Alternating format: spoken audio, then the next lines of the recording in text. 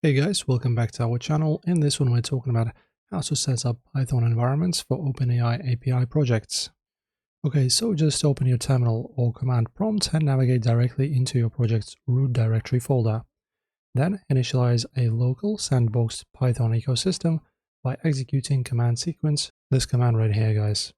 And to step out of the global path and into your new workspace container, you must activate a script execution layer. So on Windows, you can fire this one right here. And then on Mac OS, also you can run this one right here. And then guys, you can pull down the certified dependencies and lock away your encryption parameters. So just update or upgrade your base package manager and fetch the core execution engine simultaneously by running this command. This one right here. Also, to ensure you never accidentally hardcode your private key tokens into your code base, create a raw text file in your root folder and name it .env. So it should be this .env.